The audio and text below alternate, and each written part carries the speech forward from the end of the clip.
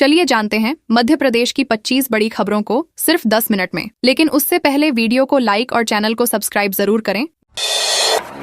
MP के 2 सांसद दक्षिण में हारे। 5 राज्यों के चुनाव परिणामों में जहां बीजेपी को पश्चिम बंगाल, असम और पुदुचेरी में बड़ी जीत मिली, वहीं मध्य प्रदेश के लिए झटका देने वाली खबर सामने आई। एमपी कोटे से राज्यसभा के 2 सांसद दक्षिण भारत के चुनावी मैदान में हार गए। केंद्रीय मंत्री एल मुरुगन तमिलनाडु में और जॉर्ज कुरियन केरल में चुनाव हार गए। खासकर केरल की कांजीरापल्ली सीट पर कुरियन तीसरे स्थान पर खिसक गए और उन्हें करीब 27,000 वोट ही मिल सके। इस हार ने पार्टी की रणनीति और दक्षिण भारत में पकड़ को लेकर कई सवाल खड़े कर दिए हैं।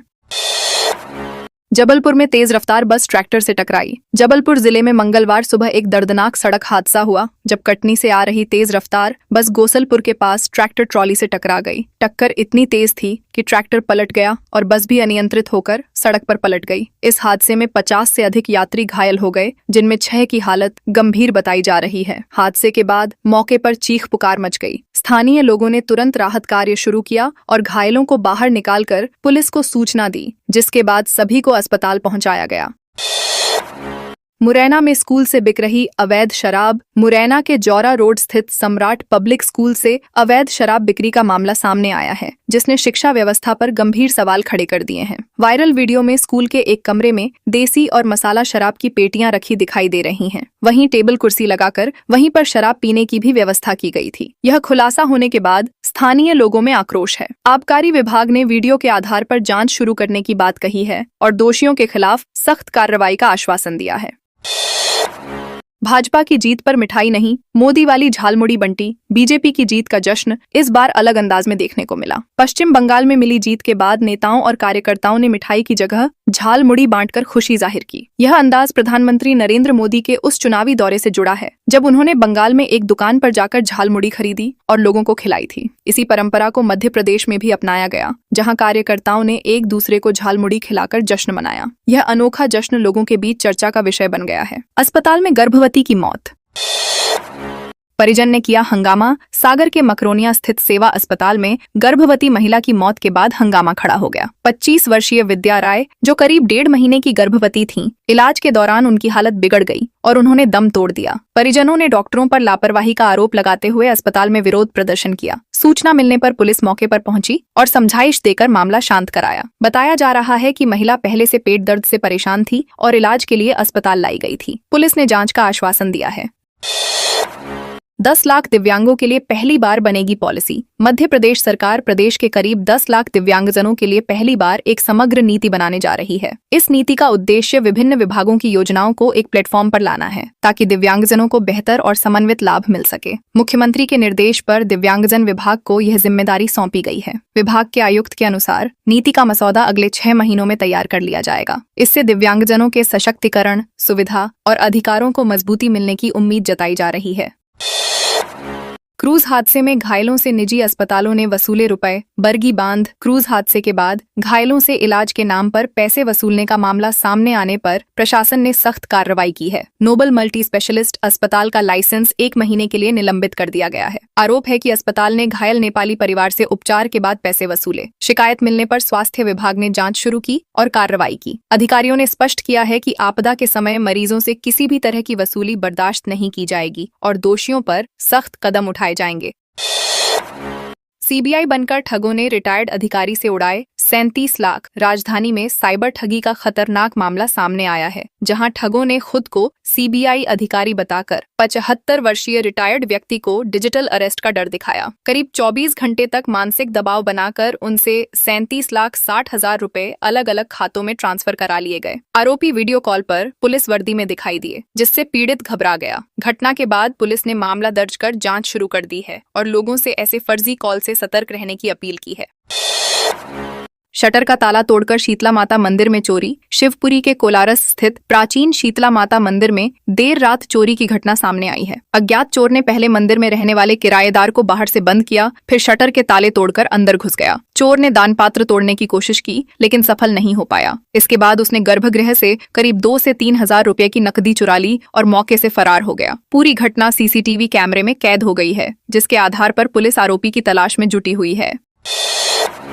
बोरिंग मशीन ने छत्तीसगढ़ के 3 मजदूरों को कुचला। धार जिले के पीथमपुर सेक्टर 1 के गवला गांव में मंगलवार तड़के करीब 4 बजे एक दर्दनाक हादसा हुआ, जिसमें छत्तीसगढ़ के 3 मजदूरों की मौत हो गई। जानकारी के मुताबिक खेत में बोरवेल का काम चल रहा था और थके हुए मजदूर बोरिंग मशीन के साथ खड़ी सपोर्टिंग एयर गाड़ी के नीचे सो गए थे। इसी दौरान ड्राइवर ने लापरवाही से वाहन को रिवर्स कर दिया, जिससे पिछला टायर सीधे मजदूरों के ऊपर चढ़ गया। तीनों की मौके पर ही मौत हो गई। पुलिस ने मामला दर्ज कर जांच शुरू कर दी है।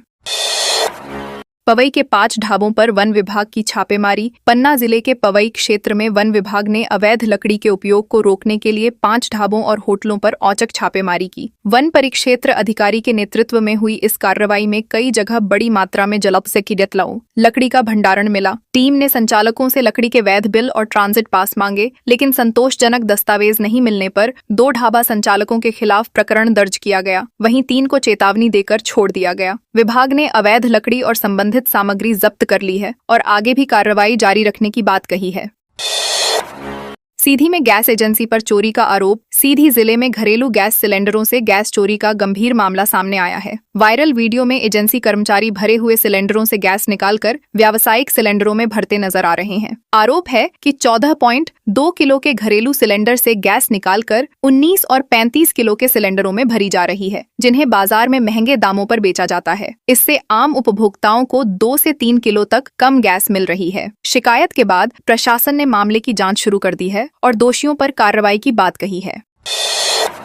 इथेनॉल प्लांट में टैंक गिरने से 2 मजदूरों की मौत। नरसिंहपुर जिले के बचई स्थित महाकौशल शुगर मिल परिसर में इथेनॉल प्लांट में बड़ा हादसा हुआ। सोमवार मंगलवार की दरमियानी रात करीब 1:30 पर एक डीडीएस टैंक अचानक गिर गया, जिससे नीचे काम कर रहे 2 मजदूर उसकी चपेट में आ गए। हादसे में दोनों की मौके पर ही मौत हो गई। मृतकों की पहचान जगदीश यादव और पवन ठाकुर के रूप में हुई है। घटना के बाद फैक्ट्री में अफरा तफरी मच गई। घायलों को अस्पताल ले जाया गया, जहां डॉक्टरों ने मृत घोषित कर दिया। प्रशासन ने जांच शुरू कर दी है। सीहोर में खेत के टप्पर में आग, ग्रामीणों ने बुझाई। सीहोर जिले के भैरुंदा क्षेत्र के हबीबनगर गांव में एक किसान के खेत में बने टप्पर में अचानक आग लग गई, जिससे लाखों रुपए का नुकसान हो गया। आग लगने का कारण फिलहाल अज्ञात है, लेकिन तेज गर्मी और हवा के कारण लपटें तेजी से फैल गईं। आसपास काम कर रहे किसानों और ग्रामीणों ने तुरंत आग बुझाने का प्रयास शुरू किया और फायर ब्रिगेड को सूचना दी। काफी मशक्कत के बाद आग पर काबू पाया गया। हालांकि तब तक टप्पर में रखा कृषि उपकरण और अन्य सामान जलकर नष्ट हो चुका था। मैहर में ढाबे से 200 लीटर अवैध ईंधन जब्त। मैहर जिले में अमदरा पुलिस ने अवैध डीजल पेट्रोल के खिलाफ कार्रवाई करते हुए ग्राम घुनवारा के एक ढाबे से 200 लीटर ज्वलनशील पदार्थ जब्त किया। पुलिस ने मुखबिर की सूचना पर गणेश ढाबा पर छापा मारा, जहां ड्रमों में 150 लीटर डीजल और 50 लीटर पेट्रोल रखा मिला। यह ईंधन बिना किसी वैध अनुमति के संग्रहित और बेचा जा रहा था। पुलिस ने करीब 19,000 रुपए कीमत का यह माल जब्त कर लिया है। अधिकारियों ने कहा कि इस तरह की अवैध गतिविधियां सुरक्षा के लिए बड़ा खतरा हैं।